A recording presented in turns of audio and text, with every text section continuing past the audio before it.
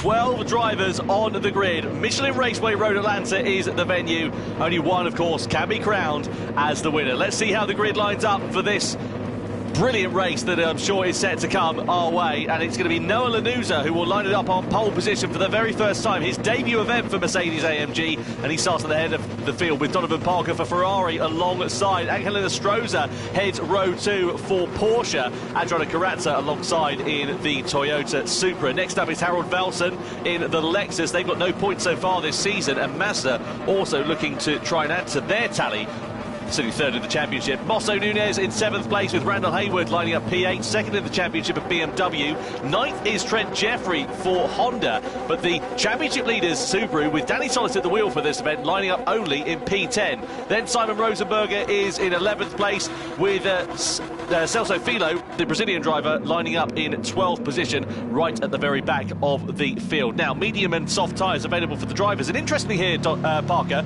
we've got all of the drivers who are starting on the medium tyre, so not any divergence in strategy. Well, apparently they heard what I thought and just did the exact opposite. That's what everyone thought, was that, hey, whatever he says, I'm going to do the opposite, so that makes sense. But hey, we'll see how that plays out. We saw some of the Wizards, what they had put together in terms of strategy.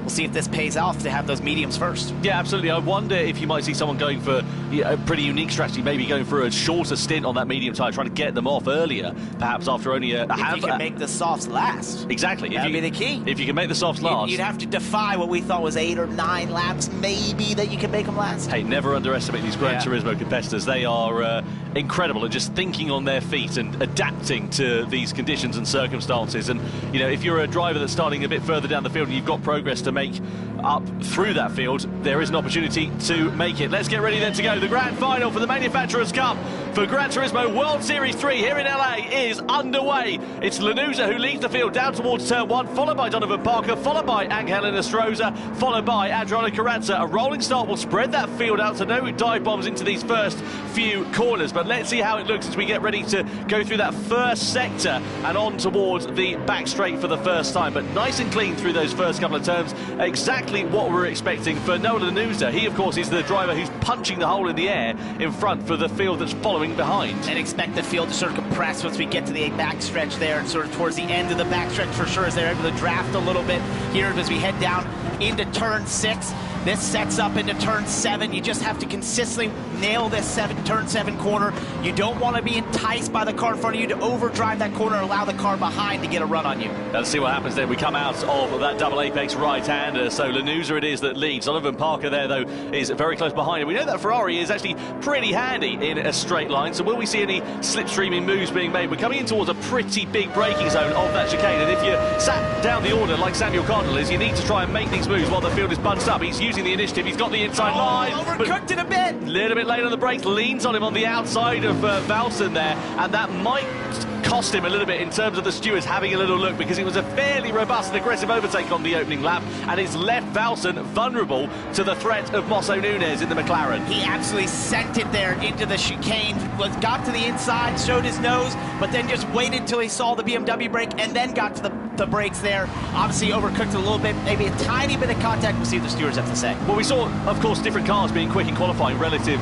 to what we've seen in some of the racing conditions. You see Lanuza there. He's really pushing the limits here in this first one, just kicking up a little bit of grass at the start of this second lap, and I wonder whether that might leave him a bit vulnerable. Maybe he's just overdriving in these first couple of laps, pushing the car maybe a bit too much and just making a few mistakes, because even though your car might be quick in qualifying, there's no guarantee that that translates to a quick race car. And that's what Donovan Parker was loving to see there, was him pushing just a little bit further than he wanted to, maybe a little bit of understeer through those S's. That's allowed Donovan Parker to be right on his tail as we get this long back straightaway. We saw the move there by Cardinal down to this braking zone. That should be the typical place you're going to see moves at this racetrack. Yeah, let's have a look then. Donovan Parker with the slipstream, with the advantage, and with now the race lead. He comes into the chicane, and now it's Ferrari and Donovan Parker in front. So the USA lead here in Los Angeles with the Italian machinery. Down in towards the final couple of corners we're about to come, and Carrazza is right on the back bumper of Angelina Stroza, who's in that unfortunate position of trying to attack but also having to look at his mirrors to try and defend at the same time. Carrazza's got the inside line into turn 1. That's a tight one. Yeah, you can't really make a move stick through there unless you've got a winning dance partner, and Carrazza Carrazza fairly robustly gets his way up and into third place for Toyota. That was beautiful. Great racing by both drivers to give a little bit of room there for Nostroza and Carrazza there to get to the inside and stay committed through turn one. That's a really tough pass to make, but they did it easily. It's sort of a bit of a stalemate where all the drivers have now started on this medium tyre. I have to say I am quite surprised for that, because if you're Subaru, if you're BMW, you need to make the progress while the field is bunched up, you would have thought, and surely going for the soft tyre would have maybe been a different strategy. I suppose the converse to that is that you're going to be on a slower compound tyre later on in the race, and it might leave you vulnerable. Well, we already know that we thought they would do it one way and they did the opposite. So they might figure out. We have no idea what they're going to do, but we'll find out in real time with all of you watching as this unfolds. I think, we go back to that last lap with Donovan Parker going by Lanuza. That was a message to Lanuza. This is the straight line speed I have in this Ferrari. He made that pass before they got to the braking zone.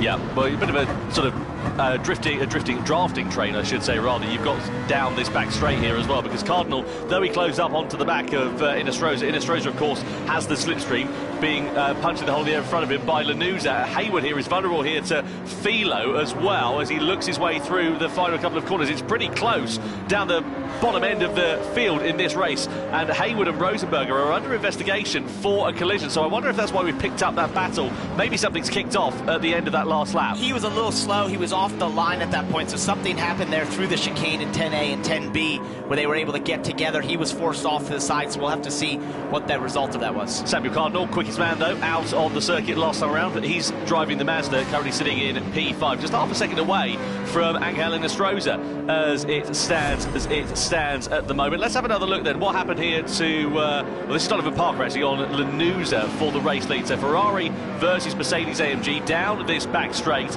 and he made that look quite easy, actually. You could just see the straight line speed there. Utilized the draft, of course, had the speed, and got it done before the braking zone. That's the type of pass you love to make happen because it was simple. Yeah, really nicely done there for Donovan Parker. And the question is now, he's got the lead of this race. Can he pull away? Can he build an advantage over Lanuza and over the rest of the field and try and sort of run his own race? And when we spoke to him earlier today, he was really worried about the left rear tire of this Ferrari, though. That's one of the things he said. I know it has the speed, but I'm worried about beating up that left rear tire, especially through turn one. This final corner here, you see the car puts a ton of energy to the left side. These are high speed, highly committed corners that just abuse that left side tires, and therefore he's just definitely thinking about taking care of that left rear.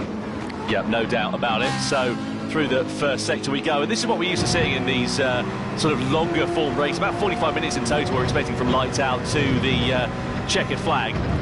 And it's going to be interesting to see how this one will work out, because you end up with a bit of a slower start to the race, but then it really comes alive at the end as you get the divergence in strategies. What we're expecting, about 8 laps or so on the soft compound of tyre, whereas on the medium side they'll go a little bit longer, but of course they don't have the same pace underneath them. They're about 0.8 to a second or so a lap slower than them. Of course, everyone's on the same compound of tyre now, but are you going to get someone maybe diving into the pits early? If they can eke those soft tyres out just a lap or two longer, that could be the difference between winning a race and losing it. Yeah, who's willing to be the riskiest and be first on those soft tires is really the game here right now, is how far do you want to push these mediums, and then how early do you dare get on those softs and hope that they can last as the field compresses again down to the backstretch chicane. There's 10A, 10B to the final corner.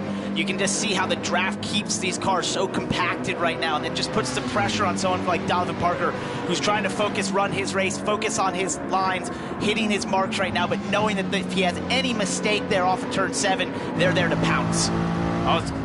Carrazza on the back of Lanuza. The problem is, though, it's such a one-line first sector here, though, isn't it? You can't find your way through there. Well, we saw the pass he made into turn 1, which was excellent, but once you get to turn 2 or 3, it'd be a massive mistake by the driver in front of you if you're going to get there. Here's Simon Rosenberger down in, this is how he got into Haywood, just outbroke himself. Haywood was an innocent bystander there, turned into the corner already. You can see him shaking his head.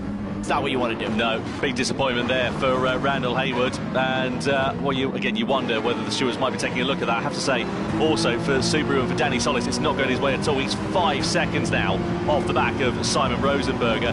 Made that 10 seconds. He's clearly made another mistake on this lap, and he's just dropping like a stone, and clearly he is struggling out there on the circuit, and that's not what Subaru needed, because this could be a race that if they finish down there, they'll of course be scoring no points, and it could cost them the lead of the championship going into the World Finals. On board here, or looking rather, I should say, Adriano Carazza in third position, and Kalina Stroza sitting there in P4 for now. You can see the tyre wear at the moment. First chance really to look at it. The front-engined rear-wheel drive cars actually looking pretty even compared to some of the mid-engined rear-wheel drive layouts that we've got. The sort of big outlier really is Donovan Parker, who's got a bit less rear tyre relative to the other drivers who are close behind. And he told us that's what he was worried about with this Ferrari, and sure enough, it's showing up right now. You can see there was only 2 cars that were below the 70 percentile there in the rear tires, and he was one of them, down at 68 as we got off that graphic. So definitely abusing those rear tires right now, and that means he's just having to drive that car as delicately as he possibly can. You're trying to basically extract speed, but just not slide the rear tires, not put energy through the rear tires. It's an incredibly tough thing to do no matter what race car you're driving. And a racetrack like this, where it's putting a lot of energy through those rear tires, you just have to try and drive that car as straight as possible. Yeah, no doubt about it. Looking here then at Adriano Carazza, we ride on board as he has got a face full of Noah Lanuza. We come down this back straight.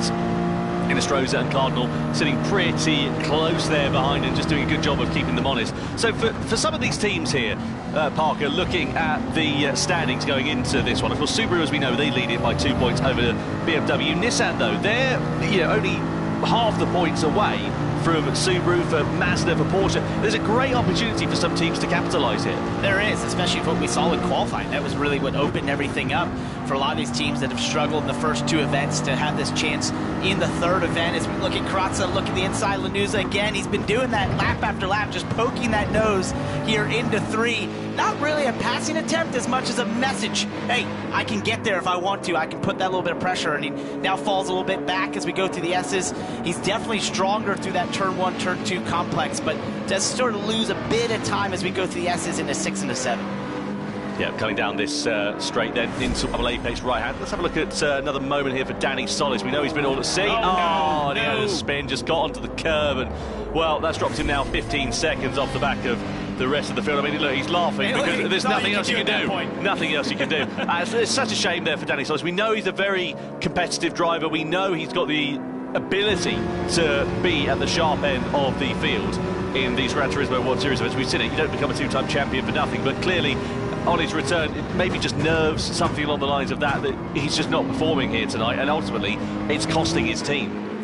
I just love how you see these battle trains occur in these GT3 cars, and it's not dissimilar to real life. You see this all the time, having raced in GT3 before earlier this year at the Rolex 24 in Sebring. It was like this all the time. You're in these trains of cars. The way these cars are is just they're so closely aligned. The BOP matching does a great job of creating the performance to be so close between the cars, and you get in these trains like this, and it's such an intense form of racing. You've got sort of a race of 2 halves here at the moment, haven't you? You've got the first group of 7 drivers who are all, half a second or so relative from one another. Then you've got another 4.5 seconds back to Randall Hayward, who's then got Philo, Jeffrey and Rosenberger relatively close behind. So it's interesting to see how this race is going to play out. And again, I wonder for those strongest start to this race, whether they might try and do a different strategy. This is Philo's move, meanwhile, on Randall Hayward, coming down and in towards that chicane. Nicely done. Used the advantage of the slipstream, took to the inside, and then got through and took that position quite nicely there for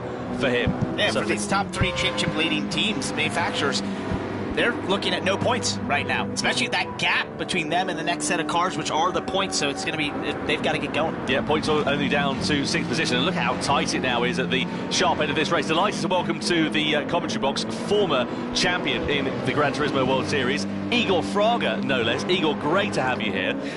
First of all, I've got to ask, what do you think of this race? Because it looks like it's going to bubble up to be quite a nice one. I mean, you've got 7 drivers separated by a hair's breadth. Yeah, so like all the cars' performance, all the drivers' performance have been being really, really close since qualifying. I think Mercedes nailed the qualifying, but the pace, the race pace itself, it's been really, really similar, and all of them are trying to kind of stay together in the pack, so they have a chance at the end of the race to really gain some positions. What's the key going to be able to win this race? If you're sat there now, for example, you're Adriano Carazza, you're not leading the race, but you're in a good position. How do you turn this race into something that you can win? Yeah, so I think I think Donovan Parker's pace has been really good, so everyone is following him. So it's going to be difficult to do something right now, to be honest. Maybe I'll try to do something just before going to the pits and changing tires. So after I'm back onto the track, then I can stay behind the fastest car of the race, basically. Yeah, we'll see how it works out then here for Donovan Parker. You've got Noah Lanuza there, who's in second position at the moment. In terms of tyre wear, do you think that could be a particular factor in this race? Do you think, maybe someone who can eat their tyres out for a lap or two longer, that might come into play? Yeah, probably yes. I think we have a different type of cars running. Also, we are considering that the cars are slipstreaming each other, so maybe they are being able to, some of the car being able to manage better the tires, so this could come and play later in the race as well. So I'm listening to everything you're saying. Do you think Lanuza right there is sort of hanging out behind Donovan Parker at this time, just using that draft down the back straightaway, knowing the speed of the Ferrari, taking care of his tires a little bit? As we look at the tires right now, Donovan Parker down in the 40s for both front and rears.